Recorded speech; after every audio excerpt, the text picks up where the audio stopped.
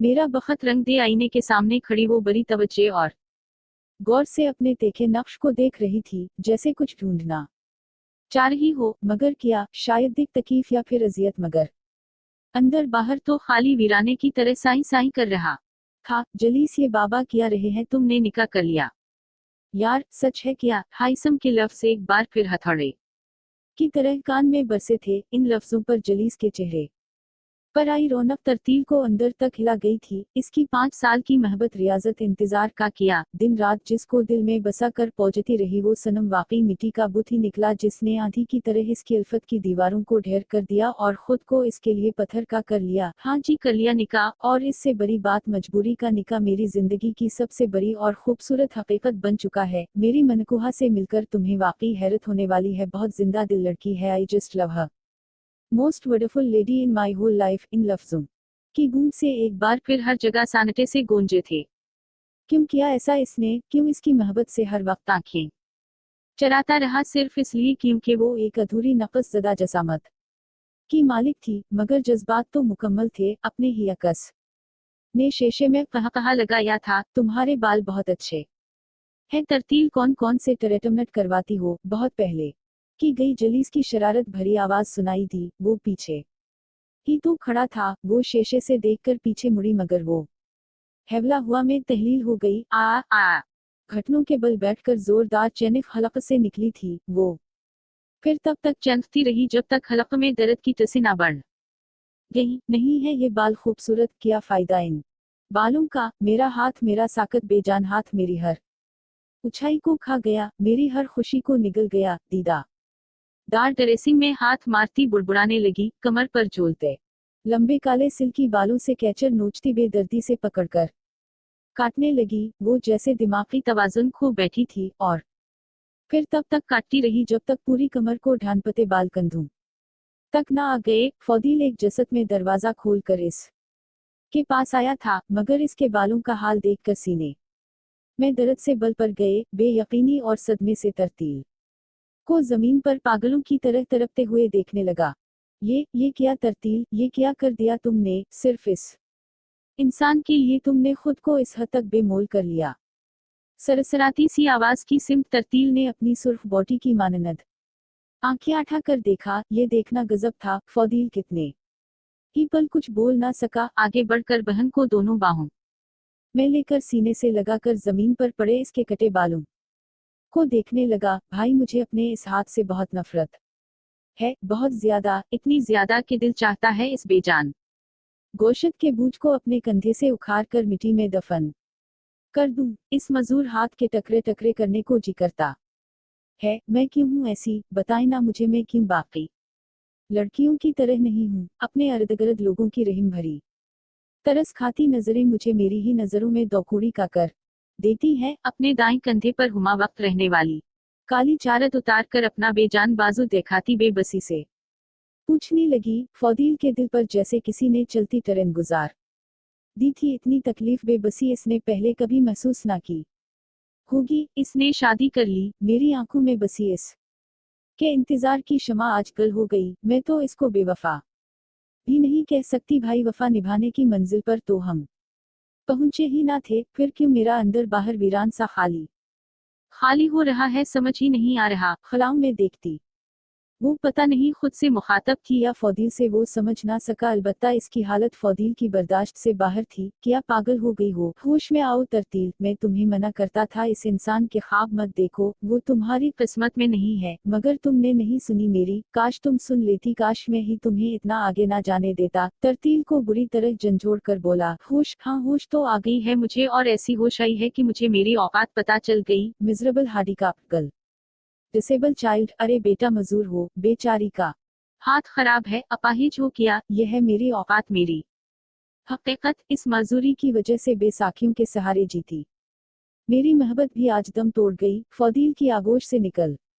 से चला कर बोली। जमीन पर बैठकर बुरी तरह कटे बालों को दोनों हाथों से पकड़ती ससक पड़ी। दरवाजे पर खड़े सब कुछ सुनते। हाइसम में मजीद हिम्मत ना थी। अपनी मोहब्बत का मातम मनाते वो तड़प रही थी, तो क्या इसे भी रोना चाहिए था? इसकी तरफ तो 19 साल की थी, अपने पैदाइश के पहले दिन से वो हाइसम के अंदर तमाम तर खामियों के बावजूद गहराइयों तक बस चुकी थी। तरतील की 5 साला मोहब्बत इस की 19 साला मोहब्बत के आगे कोई वक़्त ना रखती थी, मगर सारा मसला तो बेखबरी का था। वो जातनी ना थी कोई है जो इस पर दिल व जान से खुद को वार सकता है। फौदील इस को यूं ही रोता बलकता छोड़कर कमरे से बाहर निकल गया, मगर दरवाजे पर खड़े हाइसम को देखकर ठिठक गया। अच्छा नहीं किया तुम्हारे भाई ने, फौदील गारा कर बोला। इस के सीने में इस वक्त भानबड़ आठ रहे थे। तुम्हारे बहन ने कौन सा अच्छा किया मेरे साथ, इसकी धीमी सी सरगोशी पर फौदील ने नासमझी से देखा, पर सरचट कर नीचे वाले पोर्शन पर चला गया। हाइसम भी एक आखिरी तरसी निगाह इस पर डालकर अपने कदमों पर लौट गया। पीछे रह गई सिर्फ मातम करती तरतील, जिसे इस वक्त सिर्फ अपनी मोहब्बत की कब्र पर फातिहा पढ़नी थी। रात के 2 बजे किचन शरीफ पर एक जानिब किताब रखे वो बड़े इन्हिमाक से फ्राई पैन में चीज फ्राई कर रही थी। दूसरे चूल्हे पर हल्की आंच पर चाय पक रही थी। रात को देर तक पढ़ने के साथ कुछ ना कुछ खाना इसकी आदत थी, वरना खाली पीठ पढ़ने से सर में दर्द शुरू हो जाता था। डार्क ब्राउन आंखों पर लगे नजर के चश्मे को उंगली की मदद से नाक पर टका कर कैबिन से कप निकाले। एक कप चाय मिल जाएगी, आलम की आवाज पर हाथ में पकड़ा कप बड़ी मुश्किल से नीचे गिरने से बचा। एकदम पुकारने पर वो डर गई थी। आप इस वक्त यहाँ क्या रहे हैं? आप तो सो नहीं जाते 11 बजे तक? रौफा को हैरत हुई इनकी आमद पर। हाँ बच्चे सो तो जाते हैं, पर आज मैं ने सोचा क्यों ना अपने बेटे से कुछ बातचीत कर ली जाए, वरना तो सारा दिन यूनिवर्सिटी फिर पढ़ाई में मसरूफ होती हो। इसके सर के बाल संवारते मोहब्बत से बोले रौफा इन की फकर पर हल्का सा मुस्कुरा दी। हकीकत कबूल करना बहुत मुश्किल था, और इस 1 साल में इसने ये काम बहुत हिम्मत से किया था। काफी हद तक वो जिंदगी के सच को कबूल कर चुकी थी, मगर अब भी एक बेनाम सी झिझक आ जाती जिसको खत्म करने की हाइसम, जलीस आलम और फिजा ने भरपूर कोशिश की थी। ये ले आपकी चाय, चीनी नहीं डाली मैंने, नरमी से कहती दूसरे काउंटर पर दोनों कप और फ्राइज की प्लेट रखकर कुर्सी पर बैठ गई। दूसरी कुर्सी पर आलम बैठकर चाय पीने लगे। फिजा जैसी बनी ही बिल्कुल, इनका इशारा चाय की जानिब था। रौफा हंस दी, तारीफ का अनोखा अंदाज है। आलम कंधे उचक्का कर खुश दिली से मुस्कुरा दे। रौफा को अपने माँ बाप की मोहब्बत का अंदाजा इस 1 साल में बड़ी अच्छे से हो गया था। जलीस नालायक ने तो अब अपनी मर्जी कर ली है। मैंने क्या कुछ सोच लिया था तुम दोनों को लेकर मेरे अरमानों पर बाल्टी भर पानी गिरा दी इस गधे ने। वो अभी तक जलीस की हरकत से कुछ खिफा थे, अलबत्ता फिजा को कोई खास इतराज न था। बाबा वो कोई बच्चा नहीं है, इसने सोच समझकर ये सब किया होगा। जब जिंदगी इसने गुजारनी है तो आपका इस मामले में इतराज करना नहीं बनता। रौफा साफ गोई से बोली। आलम ने चाय का कप टेबल पर रखकर इसको गौर से देखा। वो काफी हद तक फिजा से मुशाहबत रखती थी। तुम खुद ही कोई लड़का पसंद कर लेती तो मुझे अब इतनी फकर ना होती। वैसे तो अब काफी रिश्ते भी आने लगे हैं आपके, हर दिन कोई ना कोई दफ्तर में या घर में आया होता है। रौफा ने इनकी बात पर आंखें सकीर कर इनको ताज्जुब से देखा। आप शायद पहले वालिद मोहतरम हैं जो बेटी को खुद से लड़का पसंद करने का कह रहे हैं। कुछ ज्यादा ही लबरील नहीं हो गए? अब औलाद पर इतना भी अंधा इतिमाद अच्छा नहीं होता। आलम ने इसकी संजीदगी देखकर गहरी सानस भरी। वो उम्र के लिहाज से काफी मेच्योर और समझदार थी। इस बात का अंदाजा इनको अच्छे से था। इतिमाद तो इस पर ही किया जाता है जो इस काबिल हो। मुझे घर के किसी भी लड़के पर इतना इतिबार नहीं है जितना आप पर है, अंदाजा है मुझे। रमशा ने कितनी सटरुनक पर्सनैलिटी आपके अंदर डेवलप की है। वैसे मैंने एक फैसला किया है, आपके लिए उम्मीद है जलीस के प्रपोजल की तरह इस पर भी आपको कोई इतराज नहीं होगा। इसने नफी में सर हिला दिया। फराइज वो खा चुकी थी, अब चाय के घूंट भर रही थी। शख्सियत में पख्तगी हालात ने पैदा की है, तरबियत ने नहीं, अलबत्ता तरबियत की बुनियाद जरूर आला अफ्तार पर थी। और आप कहीं जो कहना है आलम इसके अल्फाज में उलझकर बात करने को गला खनगारने लगे।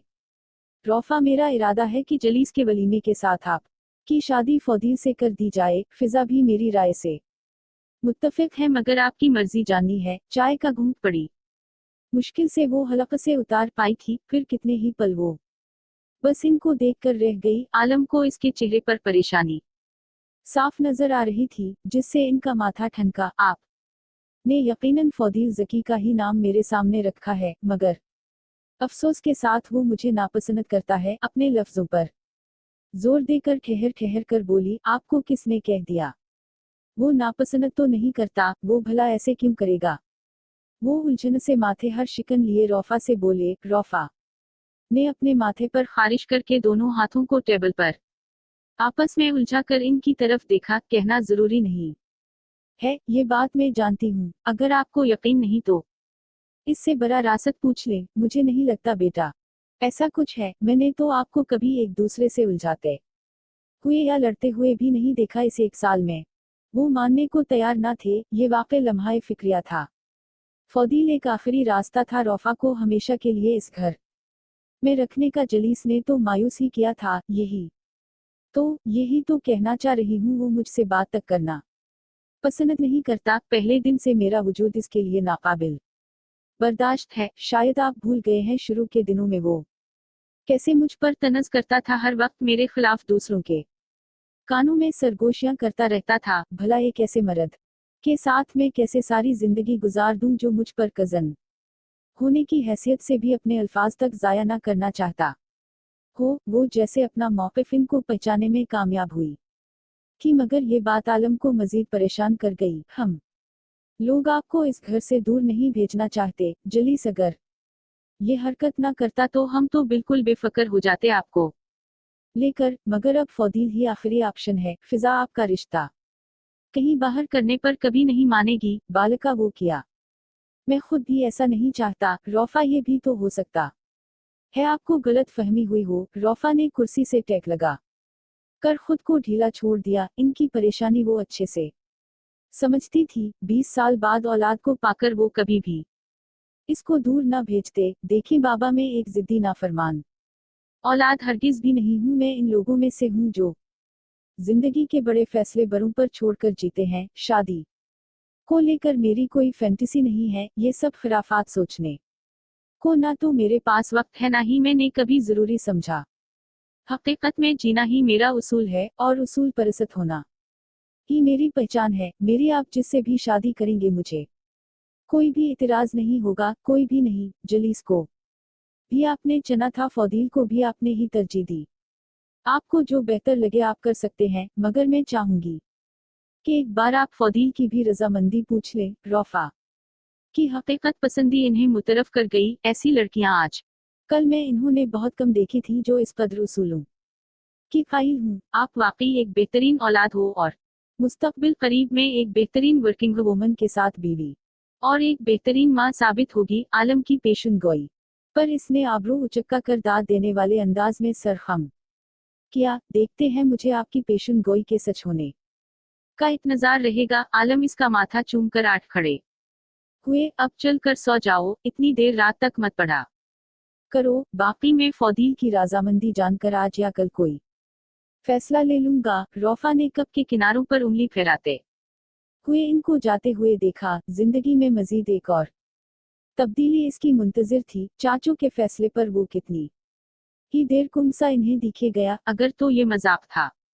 तो बहुत ही कोई बुरा था। आप ऐसा सोच भी कैसे सकते हैं? दबे दबे से लहजे में इसने इतराज किया। कितनी मुश्किल से इसने जब्त किया था ये वो ही जातना था। क्यों?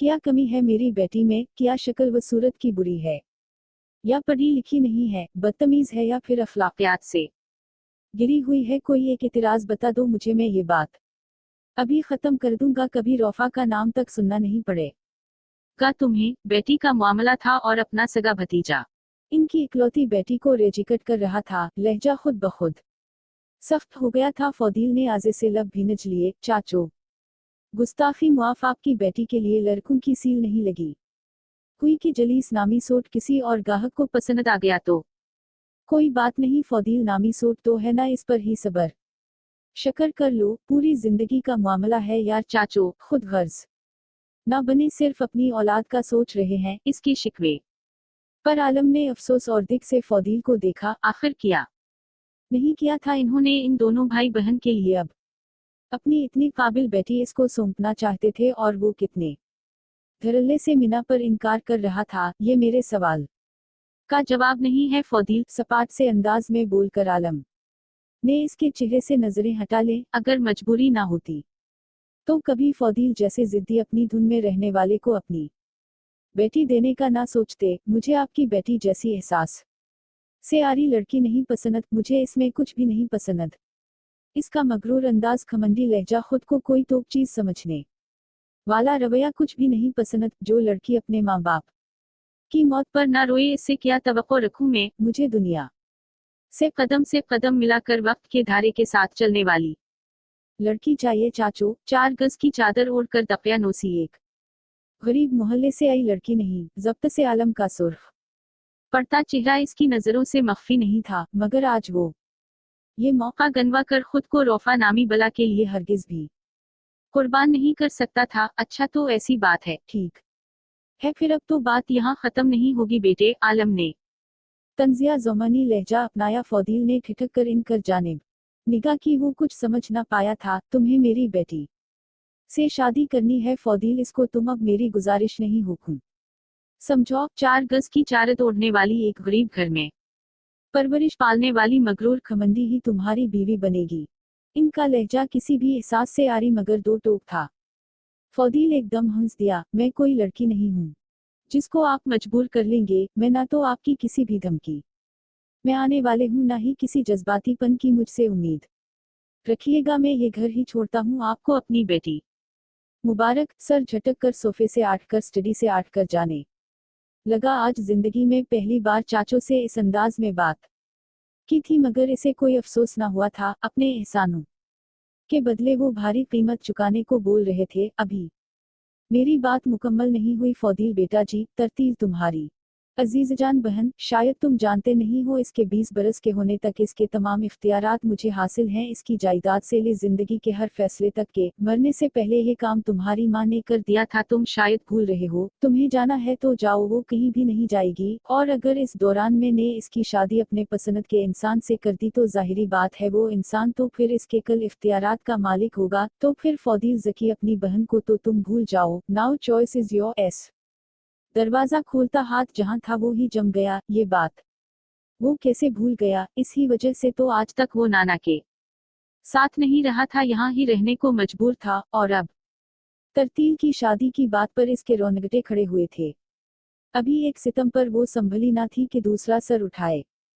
सामने आखड़ा हुआ था। आप ऐसा कुछ नहीं करेंगे चाचो, अपनी बहन पर कोई जुल्म बर्दाश्त नहीं करूंगा मैं। इसको बीच में मत घसीटे। अपने इख्तियारात का आप गलत इस्तेमाल नहीं कर सकते। आपको क्या लगता है मैं अगर आपकी बेटी से शादी कर भी लूं तो क्या निभाऊंगा इस बेजोड़ शादी को? अगले ही दिन तलाक दे दूंगा। वो पल में आपे से बाहर हुआ था। तरतील इसकी कमजोरी थी जिसका फायदा चाचू बड़े ही गलत अंदाज में उठा रहे थे। मैं तरतील की शादी हाइसम से करने वाला हूँ। वट्टा सटा होगा अब तुम मेरी बेटी को तलाक दोगे तो बहन को भी मतलका देखने के लिए तैयार रहना। मैंने कच्ची गोलियां नहीं खेले बेटा जी। जो सुलूक तुम मेरी बेटी के साथ करोगे वो ही तुम्हारी बहन के साथ होगा, याद रखना। मुठ्ठियां भेंजे वो गहरे गहरे सांस लेकर खुद पर काबू पाने की नाकाम सी कोशिश करने लगा, मगर साथ पड़ा गलदान पूरी कुव्वत से दीवार पर दे मारा।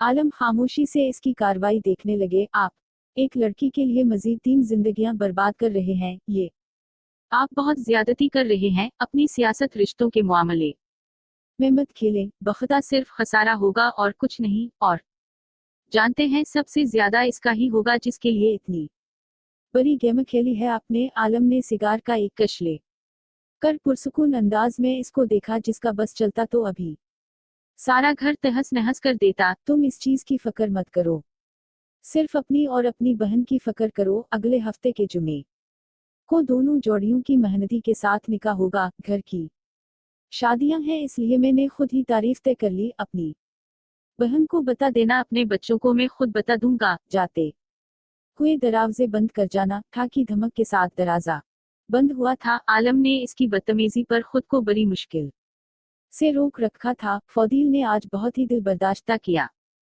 था। लकड़ी के मोती जुड़े कीमती डब्बे में हाइसम कब से नजरें जमाए स्टडी टेबल पर बैठा हुआ था। तरतील के कटे बाल जो वो बेदर्दी से काटकर फेंक चुकी थी, इनको किसी असासे की तरह इस डब्बे में महफूज कर लिया गया था। इन बालों की नरमाहट वो अपने उंगलियों की पौरों पर महसूस कर के मसरूर हो रहा था। बहुत चाहते हो ना इसको, इस के कटे बालों से भी मोहब्बत है आपको। रौफा की आवाज सुन कर इसकी महवी टूटी थी। वो दोनों भाई बहन अब अक्सर ही रात को एक दूसरे के कमरे में जाकर यहाँ वहाँ की बातें करके सोते थे। 1 साल से ये आदत काफी पुख्ता हो गई थी। हम्मम बेतहाशा मुख्तसर जवाब पर रौफा मुस्कुरा दी। जाने क्यों इस पल रौफा को तरतील पर रशक सा महसूस हुआ।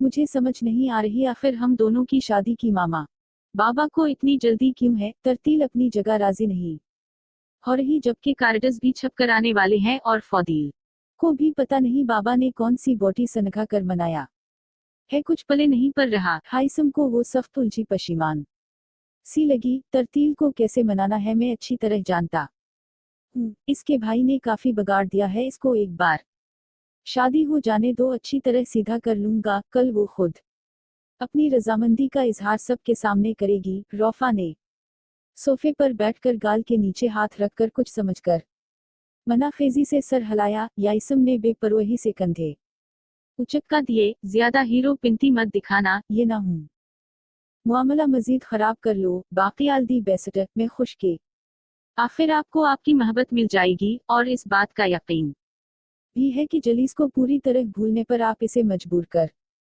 दोगे। उम्मीद है कल आप इस पर तरस खाकर शादी करने वाली गलत फहमी भी दूर कर दोगे। चश्मे को नाक पर सीधा कर के नरमी से बोली। रौफा को देखकर हाइसम को बहुत फख्र सा महसूस होता था। इसके किरदार की मजबूती, शख्सियत का इतिमाद और फिर जहानत जिसकी बना पर वो बोर्ड तो किया, पिछले सेमेस्टर में टॉप भी कर चुकी थी। ये सब बातें इनके खानदान की किसी लड़की में ना थी। दूसरों की तरह नाजुक मिजाजी इसकी तबीयत का खासा तो था ही नहीं, शायद हालात ने काफी ज़रबे लगा कर इसको बेहद मजबूत बना दिया था। इंशाअल्लाह बेसाख्ता ही इसके मिना से निकला। अपनी बहन इसको हर गुजरते दिन के साथ मजीद अजीज होती जा रही थी।